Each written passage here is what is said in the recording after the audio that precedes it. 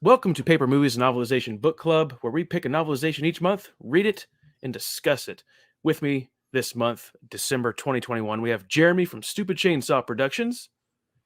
We've got Adam from Bryant VRM. What's up? Guys, we are talking about Re-Animator, written by Jeff Rovin. For Christmas. Yeah, it's going to be different. Thought we'd mix it up a little bit.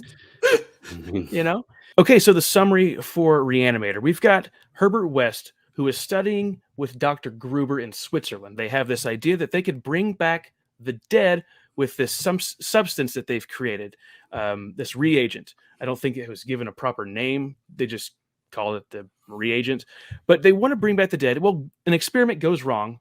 Dr. Gruber dies, and Herbert West needs to get out of Switzerland. So he comes to the United States, moves to Massachusetts, where he attends this other college / hospital, where he's going to try to further his experiment on fresher bodies and learn under his former colleague's foe, Dr. Hill. Dr. Hill has been apparently plagiarizing Gruber's work. And you got Hill, who has this idea that he can discover where the soul is in the human brain. Herbert West, he just wants to bring life back to the dead. And he teams up with this third year medical student, Kane. Kane is kind of our protagonist for this. He's kind of too caring for his job. He gets really sad when people don't make it. He has a hard time letting go. He's also dating the dean's daughter, Dean Halsey's daughter. Dean Halsey is more focused on getting grants for his prestigious school than anything else. And he wants his daughter to be married off to a professor, not to poor Kane. Right. So here are our two conflicts. And when Herbert West and Kane live together, chaos erupts when Herbert West starts experimenting with the dead in their basement. Right. With Dan Kane's pet cat. And it just gets crazier from there. So Reanimator is a weird story where it's an H.P. Lovecraft story called Herbert West Reanimator, a short story that was adapted in the 80s into a feature film, but it basically takes some character names and a couple character traits, and that's it. In fact, if you want a better adaptation of Herbert West Reanimator, watch the sequel Bride of Reanimator to this film. That takes a lot more from the Reanimator short story. But because this Reanimator movie is different than so different from Herbert West Reanimator, we get another author to writing novelization for the film that's based off of another story, which I can think of a handful of times like this where this has happened. Spy Who Loved Me, Moonraker, The Thing. It's not common for this to be a thing. What's even weirder is that this has an audiobook and an unabridged audiobook that was made last year.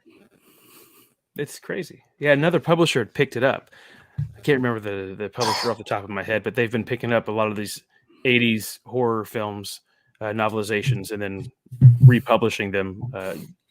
Pretty much like direct to print or Kindle editions, and a couple audio versions as well.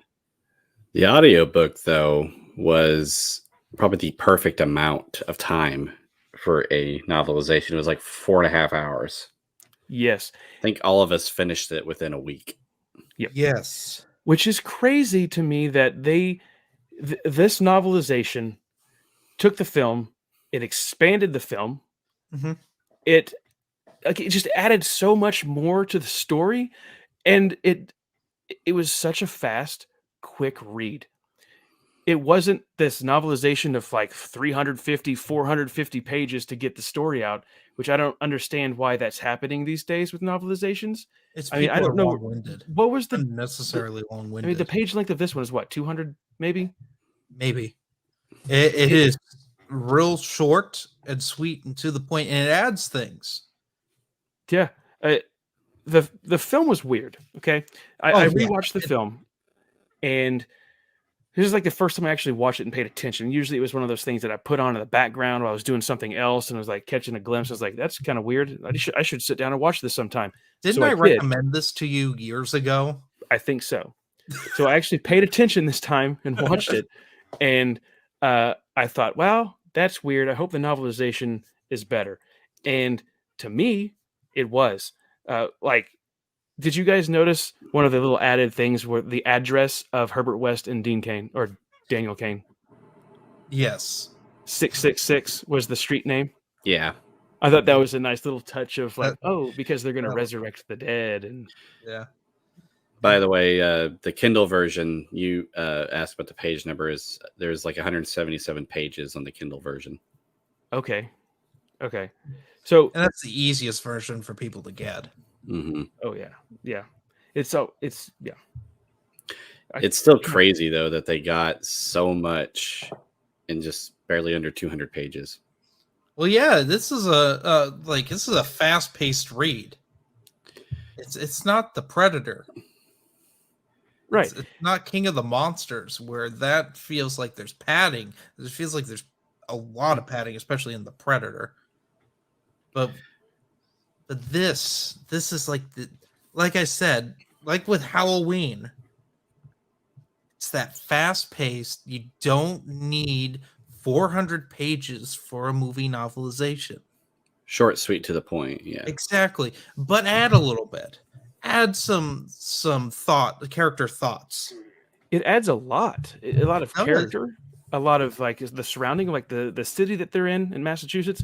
It's like it explains why the school was built with this hospital. It was like kind of like a corrupt town. Big corporations were there. They polluted the river of the town, and it created this uproar. So they wanted to, hey, let's appease the people. Let's just build this new school and hospital and bring more business into town. I thought that was a unique little thing that they put in there for the city and state. My thing with this, so Reanimator was one of those forbidden movies for me. Like one of those ones it wasn't like it was not allowed. My parents didn't know what it was. I found this in like high school because of Cinemassacre's Monster Madness. I think it was the third, when they did Monster Madness 3, they talked about Reanimator. And it's just this insane film. Not as insane as the sequels, but it's just crazy. Like when we say there is a severed head giving a that is a thing that happens in this. It is just the most it's not the most disgusting thing.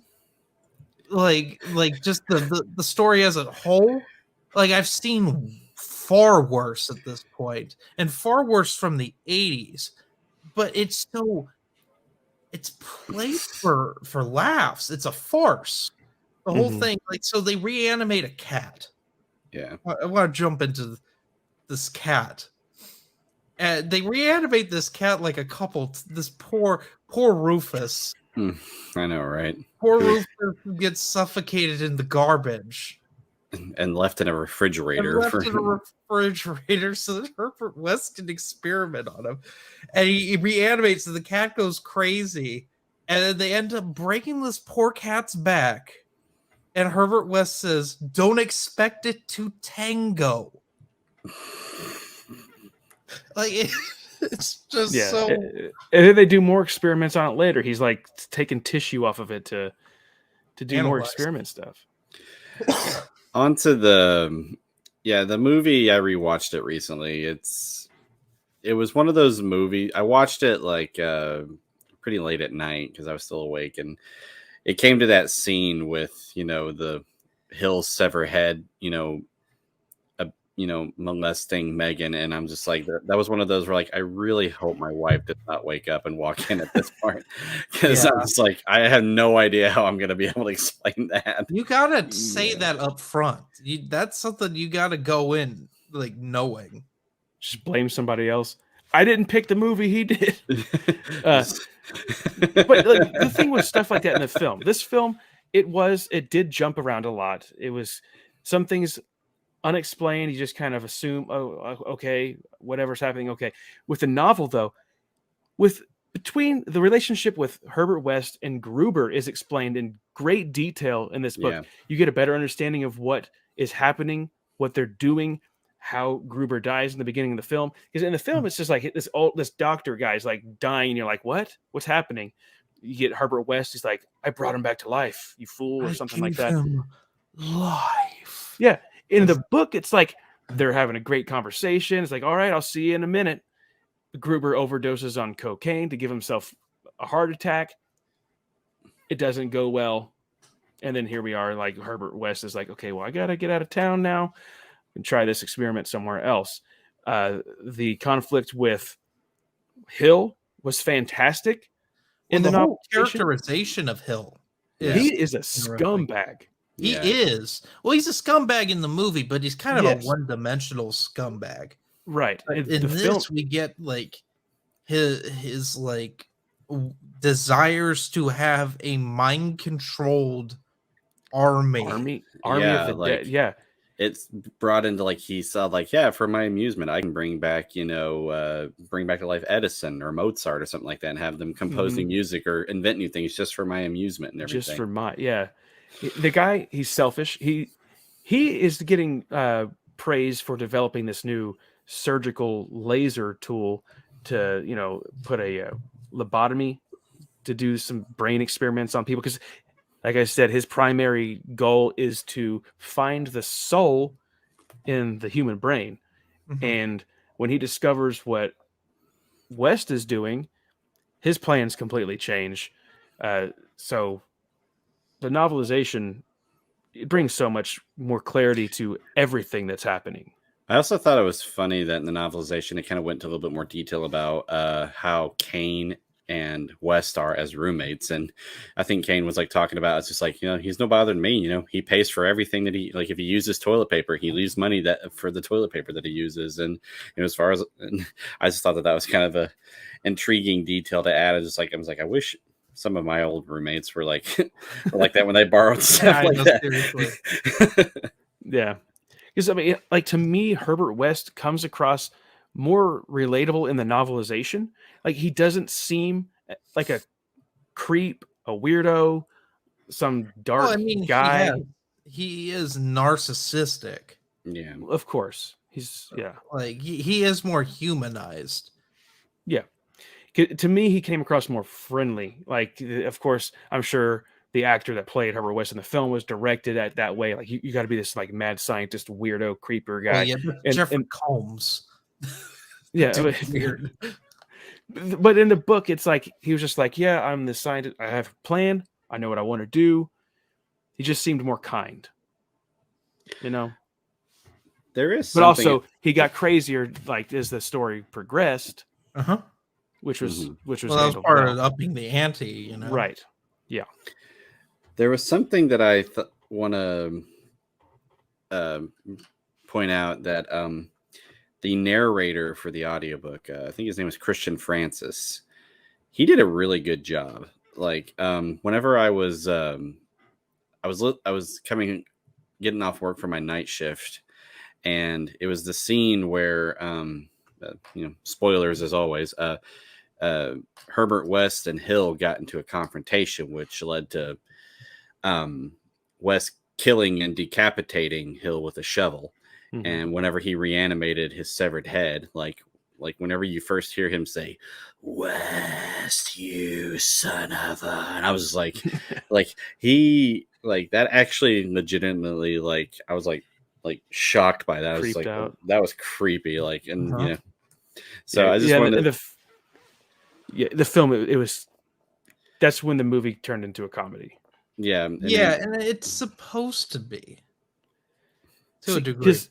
in the book, in which the original story, it doesn't come across comedic at all. The original story is genuinely terrifying. It is. It is a freaky, and the original story.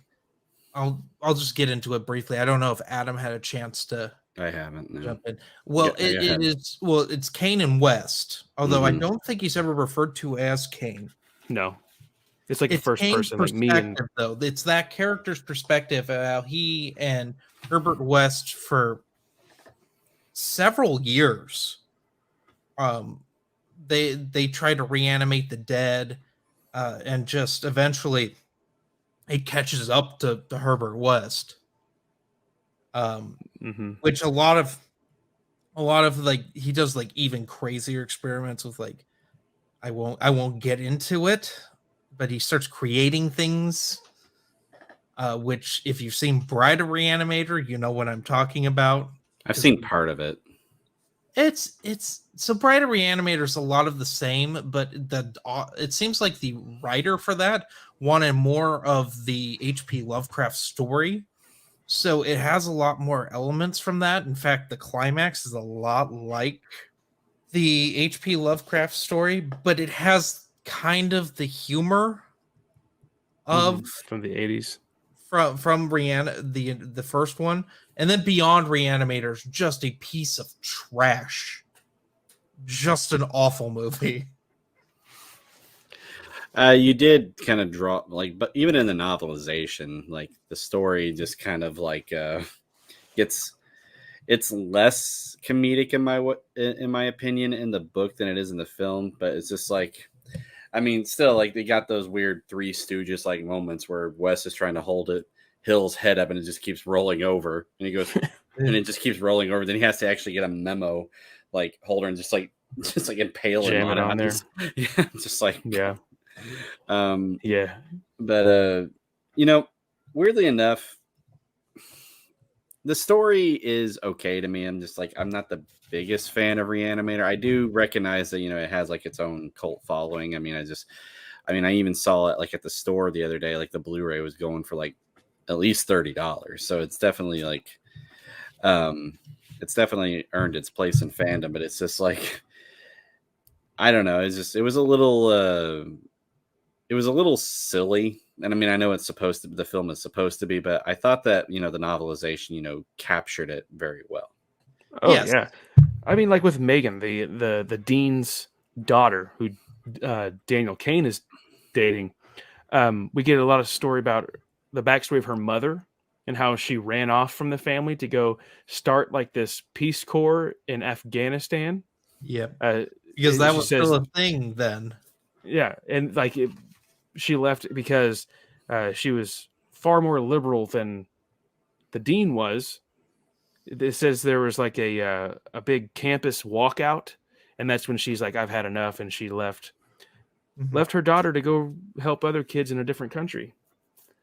Kind of messed up, but yeah, it explained her life story pretty much, like why Megan is just with her father, who's trying to push her off onto some more successful person, like you mentioned earlier, Jeremy. The father's really trying to push towards Hill. Hill has this crazy obsession, which we find out that he has like a collection of her hair and journals, napkins and stuff from her. It's just like, this guy is a total scumbag creeper. Well, we're introduced to Hill.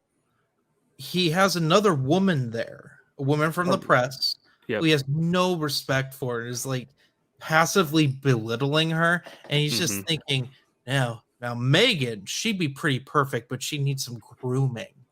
Just disgusting. Just foul. Yeah. I did like how they were kind of implying because that was one of the questions I had from the movie. It was just like, why is like all the other like reanimated zombies like basically brainless zombies, but yet Hill's still able to talk? And I like how they were kind of touching on that, like how he like studied under Indian type techniques. Yeah, that was a little funky, but I understood why it was there. Yeah, I mean, it did kind of help. I'm like, oh, okay. He learned to kind of, he said, he controls the will of other people through this It- meditation process. I call it a half fill of a plot hole. Yeah, Yeah. I get behind that. Yeah. Yeah, because later on it says that I have a note here. Hill is holding his head, and he's thinking to himself as his body is carrying him around that it's proof that the soul is in the brain, and his body is doing his soul's will. And Mhm. I just thought that was silly in the novelization. Of course, you could look at all this and be like, this is all stupid. But that part to me kind of took me out of the story a little bit, and that's where it got funny. Because later on, the body's fumbling around like like the Three Stooges, not listening to what the head is saying, and Hill's like, "You idiot, go the other direction," and the body turns around. You're like, okay, come on, this is getting weird. What would you guys recommend, film or novel? I would definitely say the novelization. I mean, we didn't even talk about how Dan and West were doing an experiment in the basement of the hospital where they're bringing back a guy to life from the dead, and the dean comes down there. Huh? It just goes freaking crazy. Yeah. The guy comes back to life. He's like a lunatic, and Hansley, the dean, is coming down to speak with Kane because he found out that his daughter was seeing him dating, and he didn't like that. He was mad. He's going to go have some words with him. And besides, West was not supposed to be in the hospital. He was kicked out of the school and hospital. So when the dean goes down to the basement, he discovers what's happening. This dead body kills the dean, and they decide, oh, we're going to try to resurrect. You're not going to find a fresher corpse. Right. Unless they do the killing themselves. So they drag the body and they try to do their experiment, which we find that there is some kind of consciousness in the brain. Dean, yeah. Especially when his daughter comes down, there's a reaction there, like he knows who she is. It's explained a lot better in the book than it is in the film. Yes. Mm-hmm. Yeah. So, Hill, he takes the dean, does a lobotomy, which kind of, makes him a little bit more brain dead, and makes more them of easier to control. Right. Yeah. Right. Does that mind control with his will until the end when the dean kind of wakes up a little bit and realizes he's under a spell to save his daughter before he's ripped apart. But yeah, there's a lot of crazy stuff that happens in this book. I have two complaints about this book. Well, one of them isn't really a complaint about the book itself. Can I just jump into it? Because otherwise, I think this is a really good book. Mm-hmm. My first complaint is I was not a fan of the audiobook performance. Oh, you weren't a fan of it? Well, no, because I thought it did. The Herbert West Reanimator little audiobook I sent to you guys had Jeffrey Combs, who voiced Herbert West, doing the narration. And I really wanted Jeffrey Combs the entire time for this. Oh, I can see that. Things that in Jeffrey Combs' performance as Herbert West that fall flat in the audiobook, in my opinion. But the other thing is that there's a definitive end for a character that I won't spoil, but I didn't like that. I like the movie's more open-ended about that. Oh, I think I know what you're talking about. Yeah, and I won't spoil that for you. Why not? Because I want people to read it. I'm trying to think of what you're talking about now. You're saying there's a definitive ending in the book to a certain character. Well, there's the whole thing with the cops. And the cops it's good until that point, and it's like, do we really need to end on that? Because I like the ending in the movie more. Really? Yes. I enjoyed the ending in the book because to me that kind of gave it more of this open, like, okay, things could continue on.